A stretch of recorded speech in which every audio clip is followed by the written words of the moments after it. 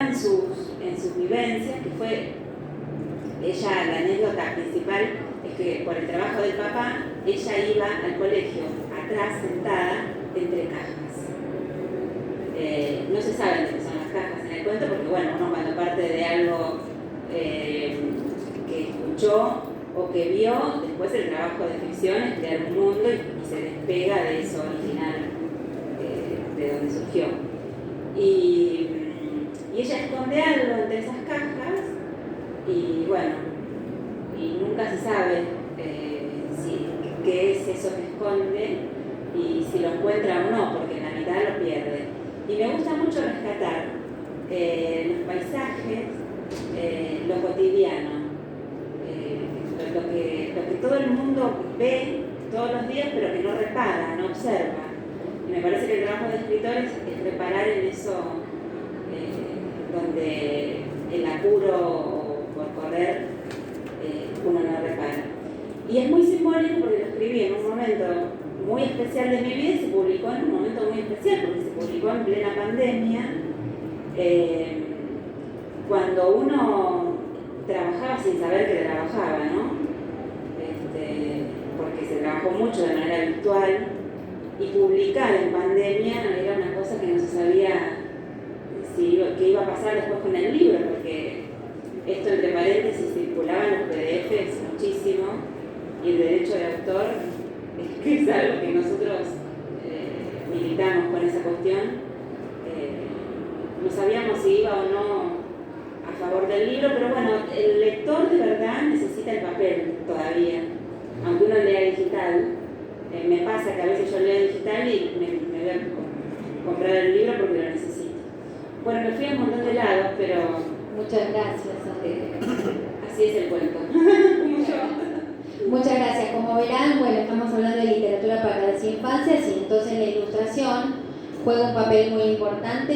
La ilustradora de Angie Entre las Cajas es Guillermina Marino, que está acá presente.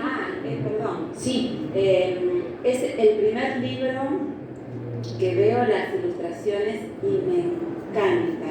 ¿Vieron cuando me... No es porque esté acá, porque ya se lo dije a Guille muchas veces, porque la estética también es muy importante. Y aparte, como tiene elementos familiares este cuento, yo no sé cómo hizo Guillermina, pero la familia puede identificar los roles. Así que gracias. Muchas gracias, Sandra. Ana, en el caso de Anatolia. Bueno, hola, ¿qué tal? Anatolia es una obra de teatro para niñas. O sea que, en principio, lo que ocurre con los que escribimos para teatro es que, además de escribir algo que se puede leer, imaginamos rápidamente la escena. Vemos rápidamente eso, cómo sería la escena. Yo tuve la fantasía de una escena en la que sería teatro de sombras. Cuando Guillermina lo ilustró, encontré que había comprendido un montón lo que yo quería visualmente y que incluso le daba la oportunidad al niña de quedarse a recorrer esas imágenes y poder completar un poco lo que quizás en la escritura no estaba tan evidente. Yo trabajo mucho con imágenes que puedan crear tensión, acción, porque para eso es teatro, muchas veces paradojales. Esta imagen que inicia Anatolia es una nena que proyecta en lugar de una sombra de nena, una sombra de jaguar.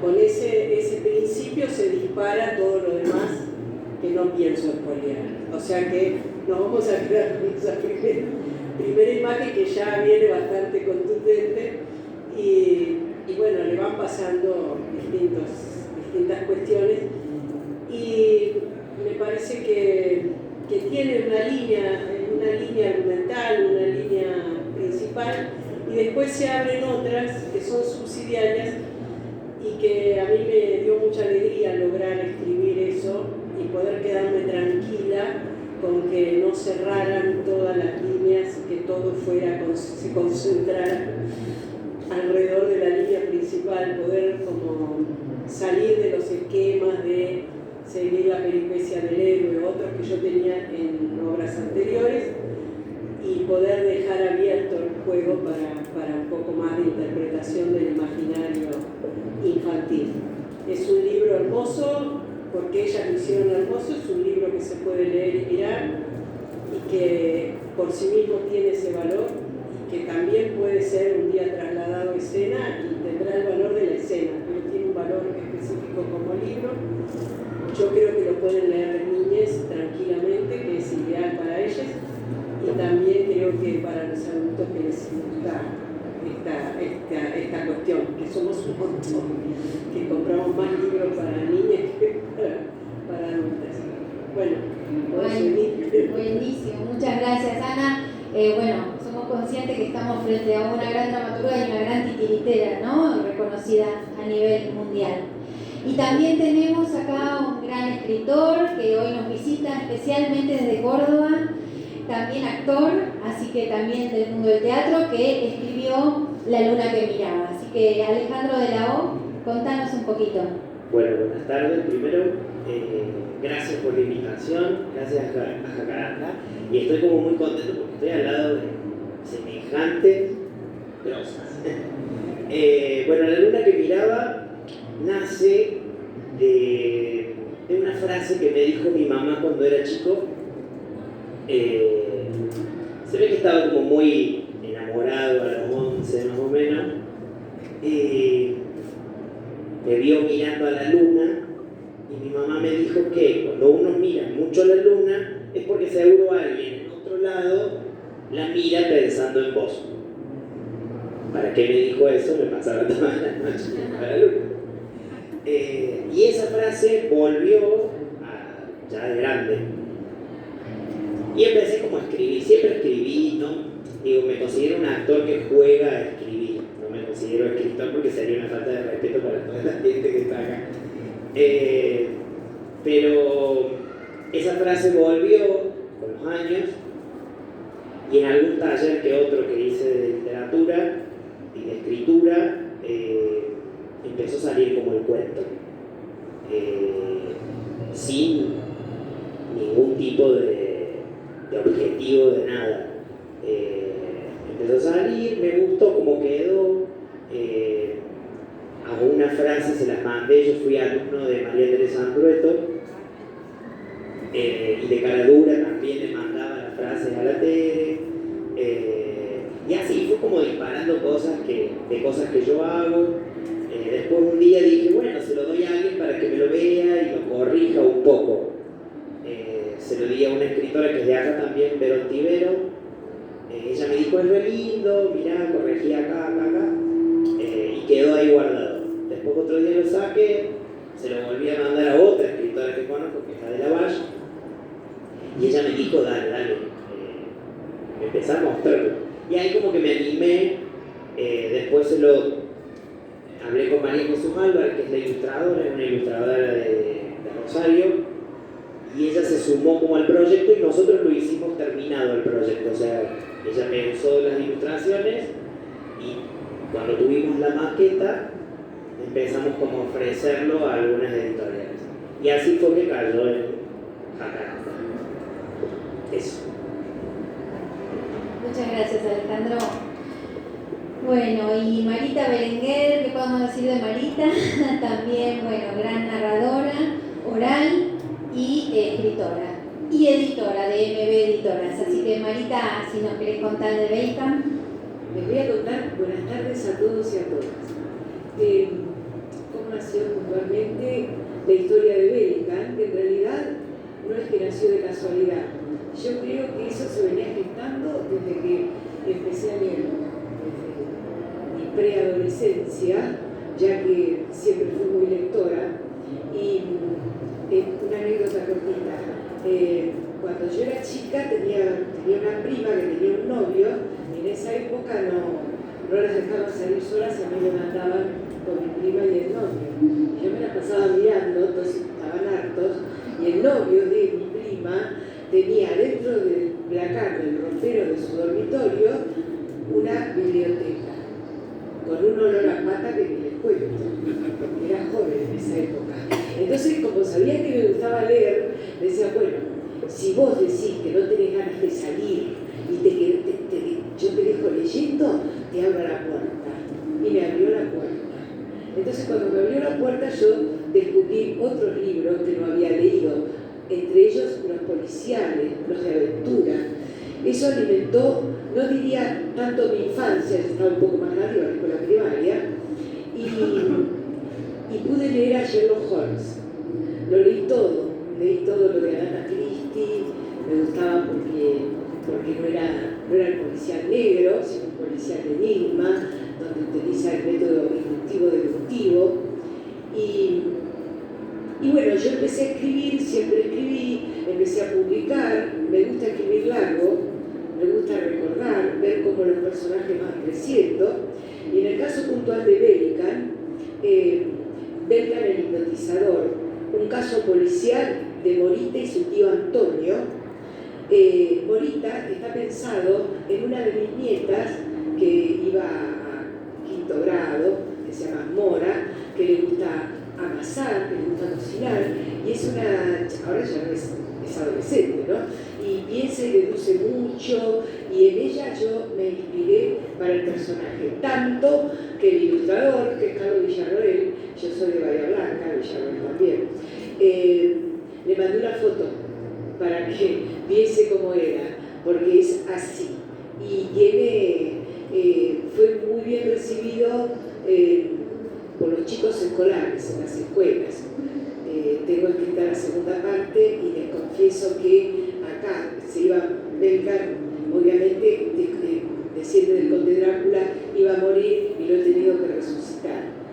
La segunda parte, porque los chicos no quieren que se muera, entonces bueno, es así. Yo estoy muy agradecida a Noralía y a Guille, porque además nos conocemos de hace muchos años y somos amigas, y nos hemos embarcado en esta tarea, no solamente en mi caso de escribir, sino de editar, donde me acompaña Osvaldo, mi marido, y mi compañera y amiga Gloria Candiotti, que también es autora de este editorial. Muchas gracias, Marita. Marita recorre mucho las escuelas en Bahía Blanca y en otras provincias, y entonces ahí toma contacto con los lectores que le piden que tiene que venir una segunda parte, ¿no? Que no quieren que se muera ahí. Así que bueno, ahora le doy la palabra a Gloria Candiotti. Gloria, ¿cómo nacieron estas brujas? ¿De dónde salen? Bueno, hola, buenas tardes, gracias por este encuentro y esta invitación. Bueno, las brujas nacieron de dos situaciones. Una, yo iba en taxi, yo iba a trabajar a un colegio muy temprano, iba en taxi, estaba todo oscuro, y vi salir de uno de los subtes a una chica vestida de negro con sus zapatillas blancas, pero con una túnica negra, me llamó mucho la atención. Bueno, ahí me quedó esa imagen.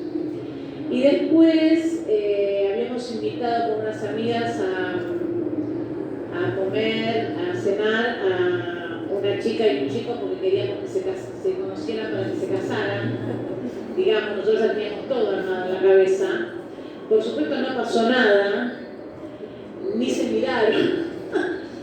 Pero al día siguiente me senté a escribir este libro, esta historia, y ahí se mezclaron entonces estas dos situaciones, que es las brujas, y inspirada en esa imagen que había visto, y esa situación que al final terminó siendo de lo más divertido, porque en realidad nosotros ya teníamos planificada la boda y no había pasado nada. Entonces salió así, de ahí salió la historia. Y después también porque a mí me gusta mucho leer fantasy, ¿no? Entonces este libro tiene eso, ¿no? Tiene la mezcla de dos mundos.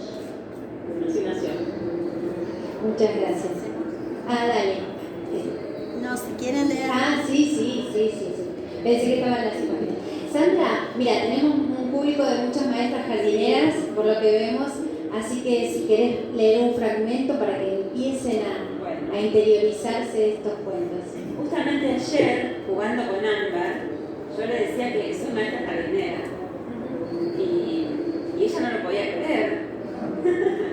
porque dejé la docencia hace mucho, pero a veces me salen los cuentos para esa franja, digamos, porque uno siempre tiene un receptor. Bueno, si hablo no lo leo, así que mejor leo. Se lo voy a dedicar a Ámbar, el fragmento. Angelina despierta cuando la mañana recién se levanta y sabe que tiene que ir a la escuela. A veces la lleva mamá, otras papá. Los chicos hasta los 12 van atrás, dice mamá. Y Angelina hace caso porque otra no queda. El asiento de atrás del auto de papá está lleno de cajas apiladas y ella tiene que hacerse ovillo para que la puerta cierre. Le lleva un rato acomodarse en el pedacito de asiento sin cajas y eso alcanza para ir contenta, mirando por la ventanilla. La mañana sigue nueva, pero en la calle hay gente.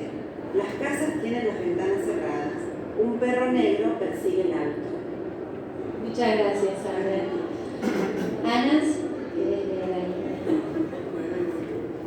De Anatolia ahora, ¿no? Sí. La escena 1 leo rápido. Anatolia, encaprichada y pataleando en el porche de su casa. Es noche temprana y se acaba de encender la luz del frente. El enorme abeto oculta el paso de los transeúntes. No me vuelvas a hablar así, mamá, de ninguna manera, ¿entendiste? Yo quiero un velador y punto.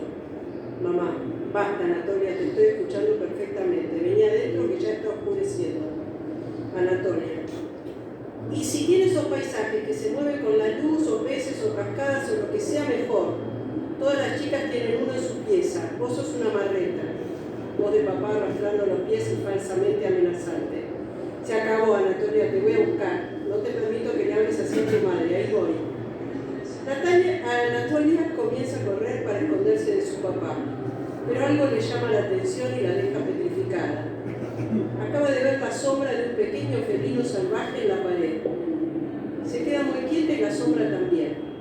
Luego intenta lentos movimientos hacia la puerta de su casa, tratando de percibir los sonidos del felino original. Nada. La sombra del jaguar hace los mismos movimientos que ella. Es muy chistoso. Anatolia le hace pito catalán y la sombra lo repite. Pero cuando la nena comienza a avanzar hacia la puerta, la sombra del jaguar también se mueve con ella, aunque mucho más suave y elegantemente, alargando sus patas y cuidando de no adelantarse. ¿Vas a salir? La voz de la madre. ¿Vas a salir de una vez, Enrique? Ya es de noche y Anatolia está afuera. El padre se desplaza dando pesadas zancadas y protestando. Una vez afuera, cuando sale, también se queda petrificado. Ve a Anatolia riendo las carcajadas y jugando con la sombra de un pequeño jaguar, o mejor dicho, con su sombra. Papá, Cintia, vení. Mamá, ¿qué pasa? Ay, no, la descubrió. Dije que te apuraras. Ay, no, ¿y ahora? Papá, Anatolia, vení. Te tenemos que contar algo. Anatolia, ¿la sombra del gatote puede entrar conmigo? Papá, no lo voy a poder evitar, corazón. Pasen. Así se enteró Anatolia de que tenía una sombra con forma de jaguar, que nunca había tenido una de nena y que sus padres habían pasado 4 años evitando que se encontraran. Su casa tenía por eso una extraña y muy pareja distribución de la luz. Muchas gracias, muchas gracias. Alejandro.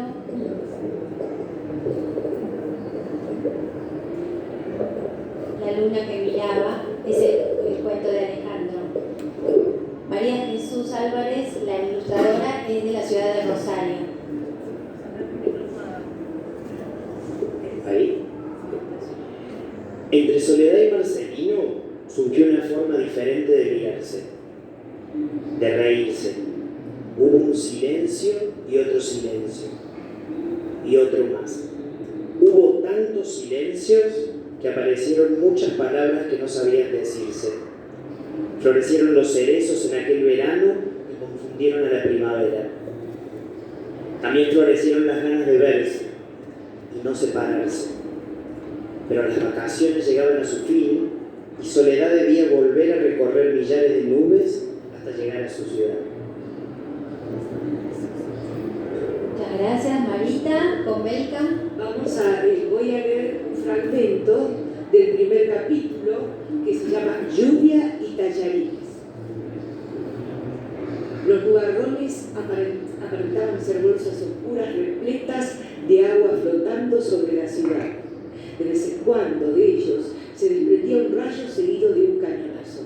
Se viene una flor de tormenta, pensó Mora, apretando la nariz contra la ventana de su cuarto.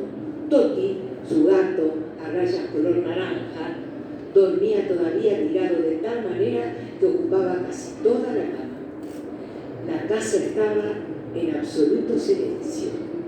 Era un típico domingo, sus padres tomando café en el centro y su hermano durmiendo. Se levantó todavía en pijama, se puso los anteojos y dejó de ver borroso, como yo estoy viendo ahora, les aclaro. Tomó su celular, que estaba cargándose en la mesita de luz, y fue al baño. Revisó todos los mensajes y comprobó que sus amigas aún dormían. Bajó la escalera a los altos seguido de Toti. ¡Toti! Déjame bajar. No te metas entre mis piernas que me vas a hacer caer, le dijo sin ningún resultado. Solamente un miau de protesta le confirmó que su gato no era sordo. La tormenta oscurecía la cocina. Encendió la luz. Buscó la alacena y agarró un paquete de harina. Seleccionó 4 tazones grandes y con la harina formó una rosca sobre el frío mármol de la mesada. Sonrió satisfecha. Cómo me gusta cocinar cuando estoy sola, pensó. Tenía prohibido que le ayudaran a preparar los tallarines puro huevo, como lo llamaba su mamá, que muchas veces eran el almuerzo dominguero. Llevaba el delantal materno porque de ella, desde hace un tiempo, me quedaba un poco ajustada. Muchas gracias. Bueno, Gloria Candiotti con su libro de las brujas, ilustraciones de Carlos Villarruel, de Bahía Blanca, como había dicho Marita también. Bueno, leo un fragmento de la primera parte que viene en capítulos. Un día por la mañana, las brujas llegaron al reino cercano. Eran 3: Brunilda la mayor, Bruma la del medio y Bruna la menor. Brunilda la más anciana, baja y regordeta. Bruma la del medio, alta y flaca. Bruna la menor, ni gorda ni flaca ni alta ni baja. Parecían 3 señoras estrafolarias vestidas con una túnica larga negra y zapatillas blancas. Las 3 eran pelirrojas. Recorreremos la ciudad, dijo la mayor. Buscaremos los más adecuados, dijo la del medio. Cuando encontremos a los que buscamos, ¿qué haremos?, preguntó la menor. Ya veremos, dijeron la mayor y la del medio. Las 3 hermanas brujas, así las llamaban en el reino lejano, traían una misión: romper un hechizo de desamor. En el reino lejano la preocupación y la tristeza no permitían que la vida se desarrollara normalmente. Los príncipes reinantes estaban tristes, cada uno en un rincón del palacio. De tan tristes no organizaban las fiestas tradicionales y se ocupaban de los asuntos reales. Los lejaneses se preguntaban, preocupados, ¿qué pasa con los príncipes? ¿Ya no se aman? Los magos protectores y las brujas defensoras tardaron en descubrir un maleficio de los hechiceros malvados, envidiosos y resentidos, dirigidos por Raven, habían provocado un desastre en el reino lejano. En ese reino los príncipes podían gobernar solo si seguían enamorados entre sí. Si el amor se perdía entre ellos, el reino lejano se llenaba de pena y melancolía. Muchas gracias a todos. Queremos contarles, queremos estimular que difundan la lectura de literatura en las aulas. Se puede, hay muchos títulos, hay muchos autores. La Argentina es un país con muchísima riqueza de literatura para las infancias, aprovechémosla. Ustedes, sobre todo, que están en contacto con los niños. Les queremos contar que nosotras en esta editorial tenemos una especie de manifiesto, una especie de inspiradora, que es la teórica Michelle Petit, y de ella trajimos unas palabras. Esas palabras nosotros las leemos cada vez que necesitamos un impulso, porque esto no es fácil, Y bueno, se las queremos transmitir y que ustedes las transmitan a sus chicos y a sus colegas, ¿no? También quiero agradecer el gran apoyo de Natalia Canani, que siempre nos apoya, de Rodrigo Ures, que también está acá, que son grandes apoyos para nosotras en la tarea de día a día de esta editorial. Bueno, terminamos con las palabras entonces de Michelle Petit, que queremos compartir con todas ustedes. Hola, ¿qué tal? Tomé conciencia de hasta qué punto la transmisión cultural era una representación del mundo, el sentido de nuestros gestos cuando les contamos historias a los niños, cuando les ponemos libros ilustrados, cuando les leemos en voz alta. Tal vez es ante todo esto, te presento el mundo que otros me pasaron y del que yo me apropié, o te presento el mundo que descubrí, construí, amé. Te presento lo que nos rodea y que tú miras asombrado al mostrarme un pájaro, un avión, una estrella. Te presento a aquellos que te han precedido y el mundo del que vienes, pero te presento también otros universos para que tengas libertad, para que no estés demasiado sometido a tus ancestros.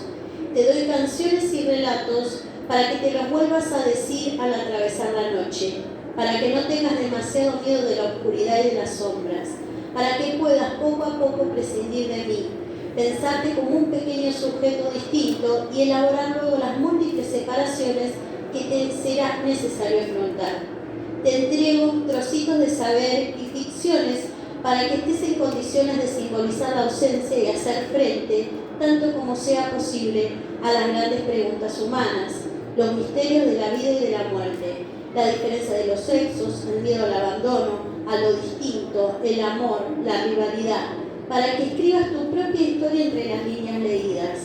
Lo que para un niño pequeño significa el adulto cuando dispone y abre frente a él libros ilustrados, es también. Te presento los libros porque una inmensa parte de lo que los humanos han descubierto está escondido allí. Podrás abrevar allí para dar sentido a la vida, saber lo que otros pensaron de las preguntas que te planteas. No estás solo para hacerle frente. Te presento la literatura que, como los juegos de cucú o el teatro de sombras, hace aparecer y desaparecer a voluntad. Podrás jugar con ella a lo largo de toda tu vida si tienes ganas. Sumergirte en el cuerpo y los pensamientos de seres que difieren radicalmente de ti. Solo la literatura te dará tanto acceso a lo que han sentido, imaginado, temido, aunque vivieran hace siglos, aunque habitaran otras latitudes. Te doy lo que a mi modo de ver es lo más bello. Le darás el uso que quieras. Pasarás a tu vez lo que ames a tus hijos o a aquellos en cuyo camino te cruces.